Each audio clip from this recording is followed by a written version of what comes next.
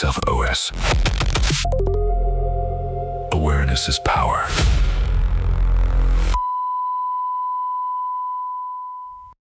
So let's talk about something that I think most people have felt, but nobody really names honestly. You've been in a conversation that someone else was trying to end, not by saying, I don't want to talk about this, not by walking away, by making it so uncomfortable to continue that you'd rather drop it than push through. By getting harder, louder, more certain, more confrontational, until the weight of the conversation becomes heavier than whatever truth you were trying to get to. And you take the exit, and they win. And the thing that needed to be said doesn't get said. And here's what I figured out about that.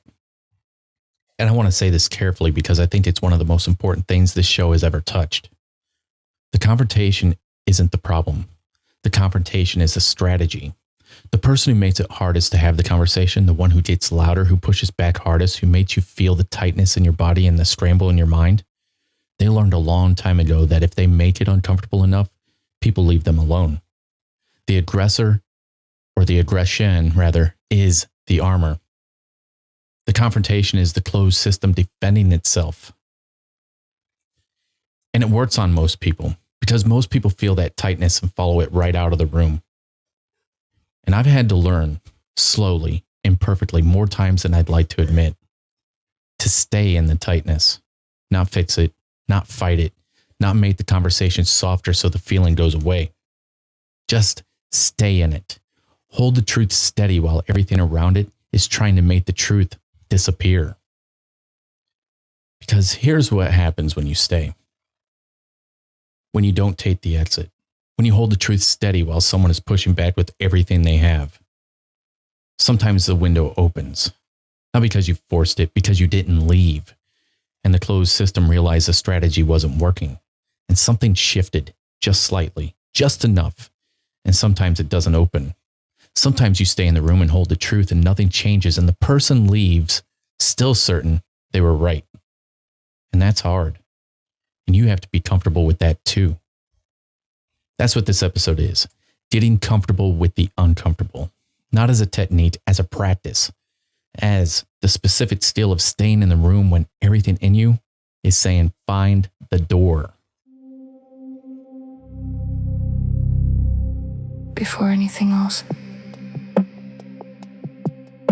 just notice what you're holding right now.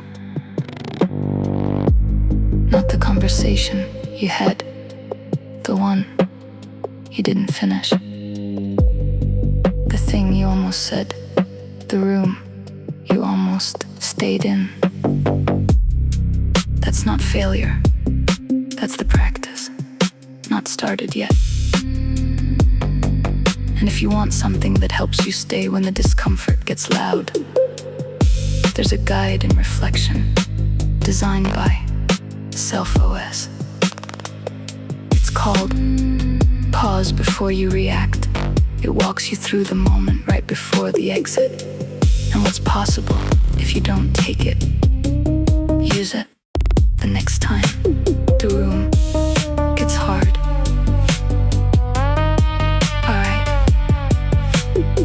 Let's get into this. There's a room you've been in where everything said leave, and you stayed anyway, or you didn't. And you know the difference between those two outcomes. This episode is about the one where you stayed, and what that builds, and what it costs not to.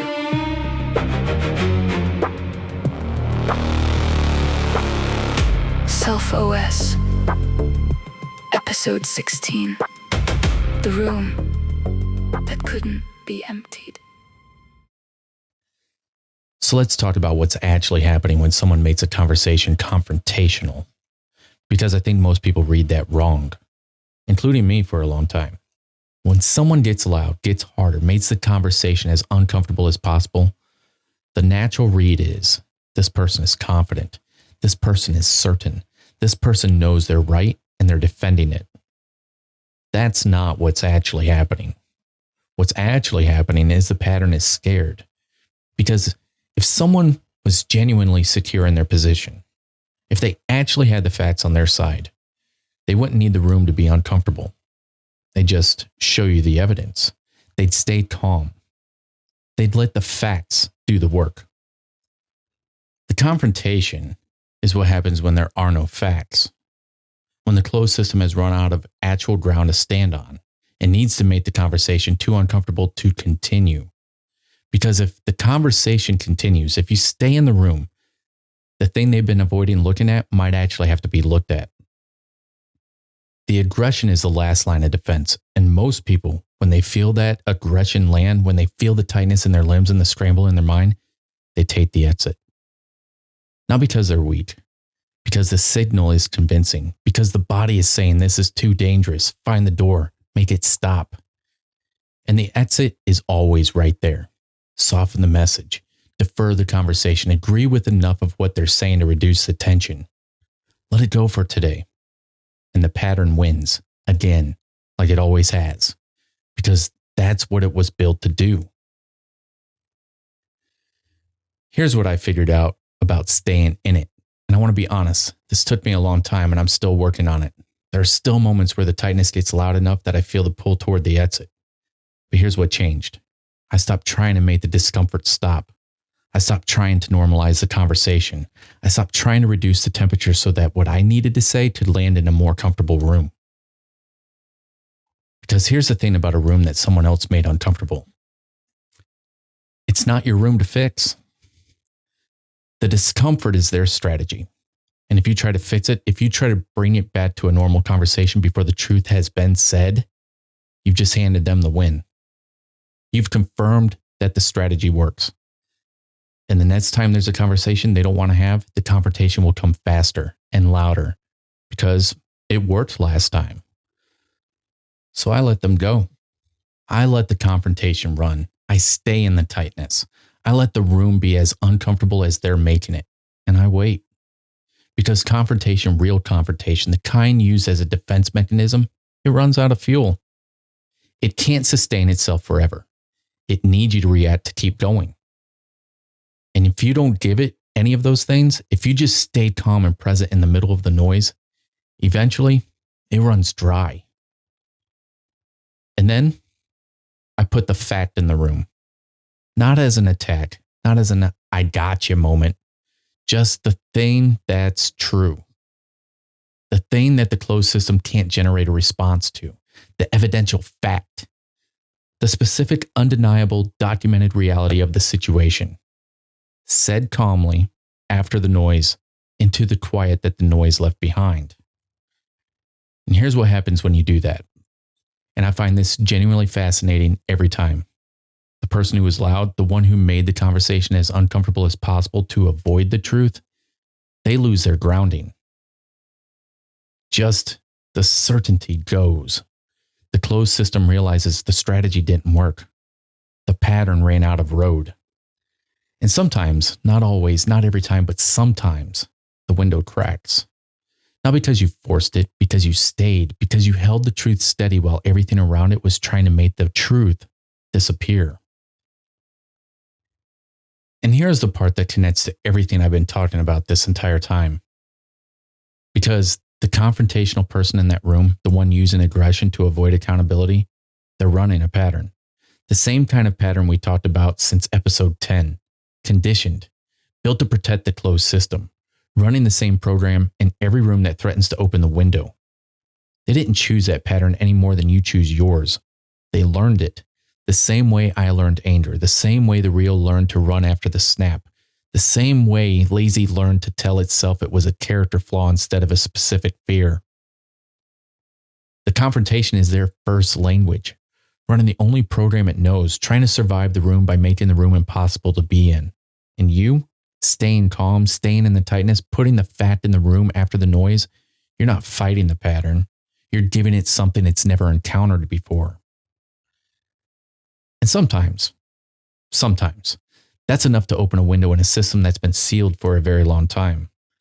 That track coming up is going to hold you in that room, the hard one, the one where the tightness is loud and the exit is right there. Don't try to exit in the track. Don't try to make it more comfortable. Just stay in it. That's the practice, the whole thing. Notice the tightness. It's there. That's what the hard room feels like from the inside. Don't try to make it go away. Just notice it. That's the first move. Not fixing it. Noticing it.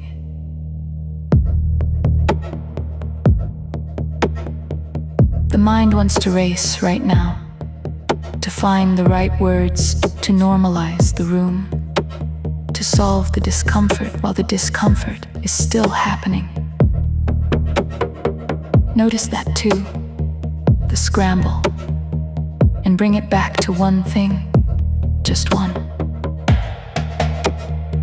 What's true right now? What needs to be said right now? Not the 5 possible responses, not the 3 things that came before, just this moment, this one true thing.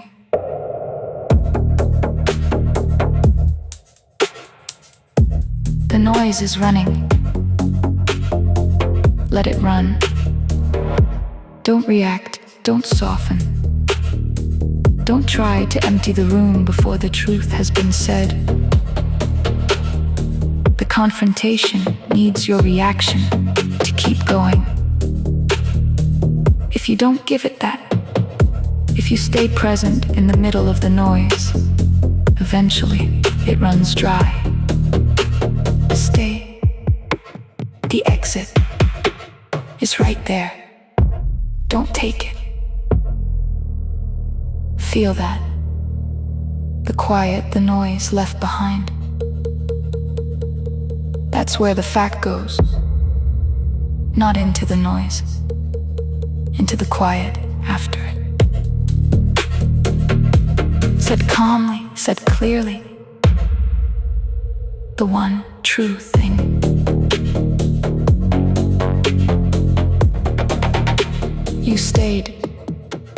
The room couldn't be emptied, and whatever happens next, whether the window cracked or didn't, you did the thing that needed to be done. The truth was in the room. That's not nothing. That's everything you were responsible for. Getting comfortable with the uncomfortable doesn't mean the discomfort goes away. It means you stop letting it decide whether you stay.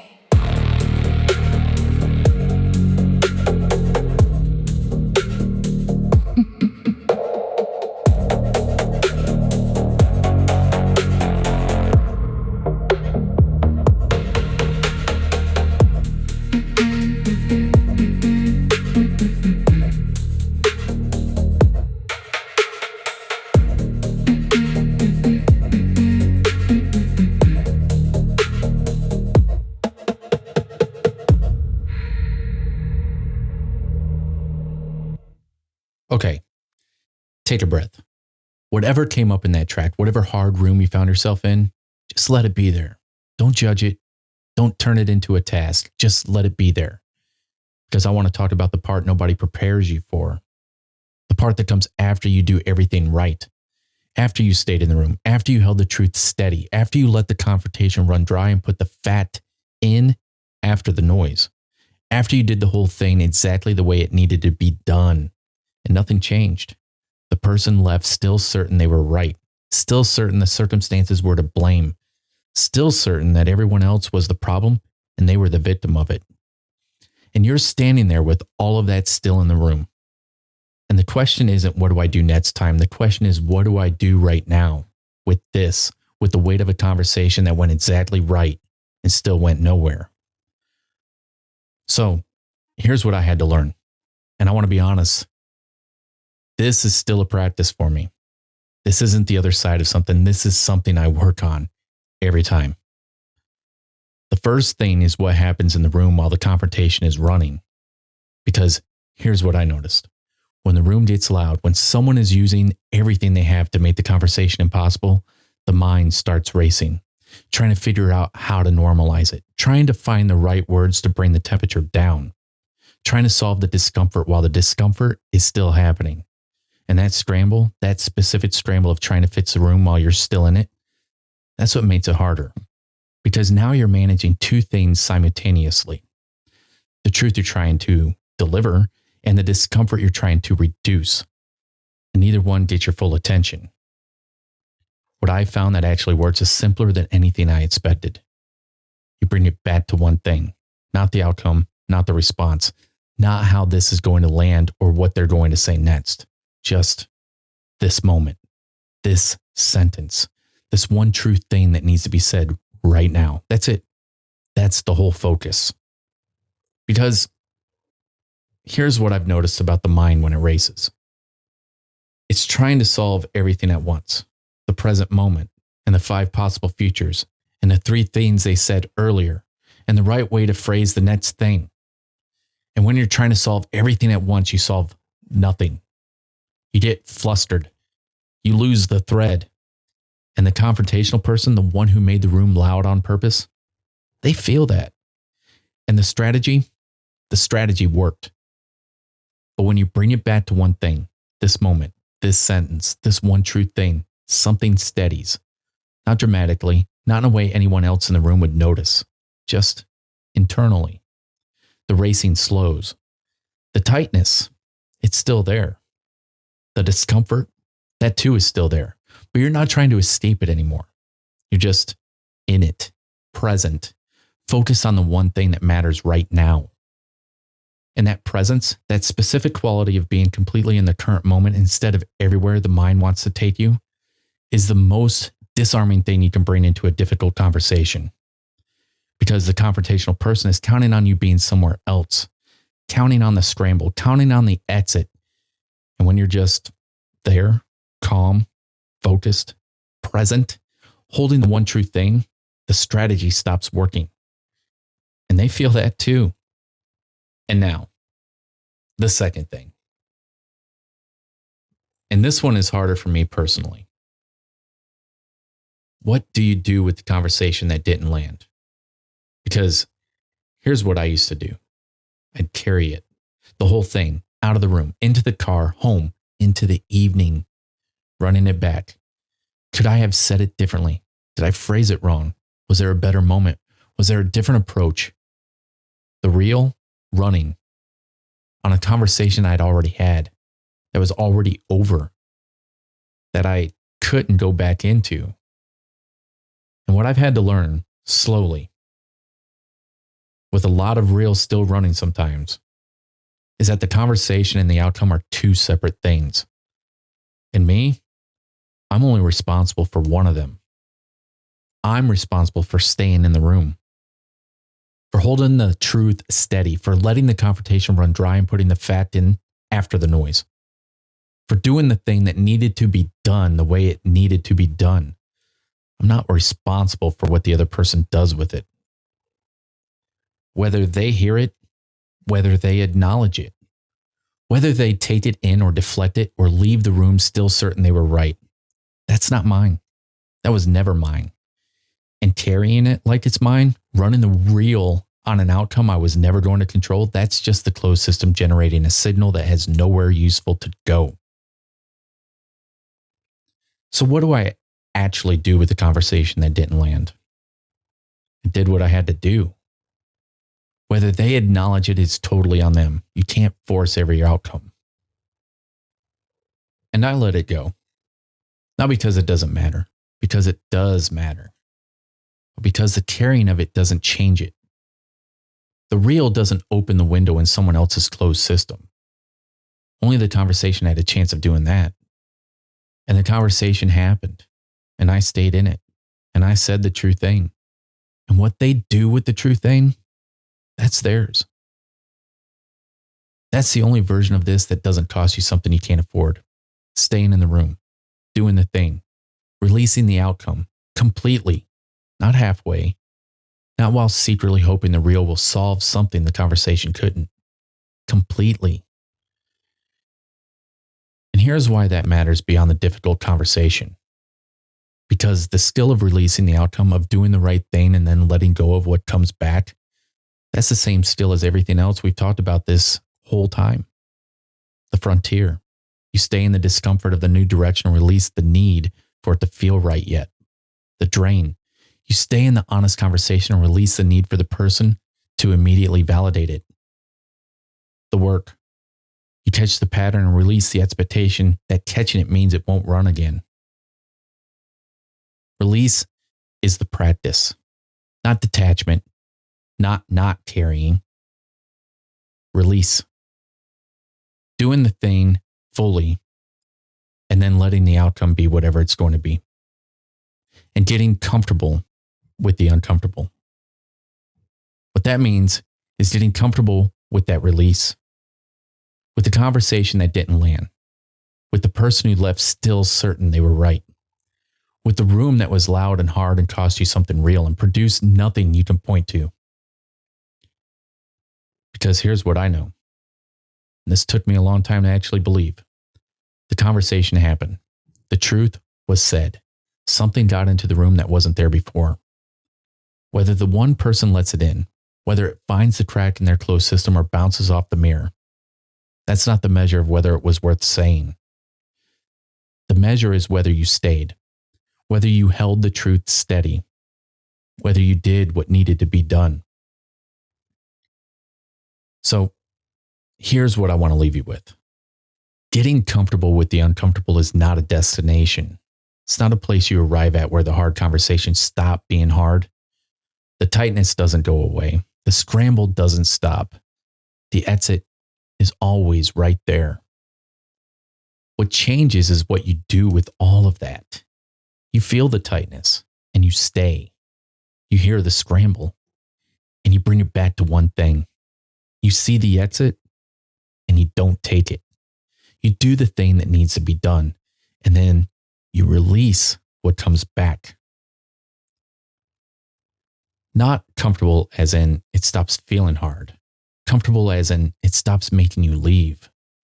That's the whole practice. That's everything we've discussed up to this point. From the window to the frontier, to the drain, to the work, to the race to nowhere, to the reel, to the journal, to the closed system, to the window opening. All of it has been about one thing. Staying in the room when everything says find the door. And sometimes the window cracks and sometimes it doesn't. And either way, you did what you had to do. Whether they acknowledge it is totally on them. You can't force every outcome. The only thing you were ever responsible for was staying. Stay. The room is quieter now. Not because the discomfort went away. Because you stayed in it. And it ran out of power over you. You did what you had to do. Whether they acknowledge it is up to them. You can't force every outcome. The only thing you were ever responsible for was staying.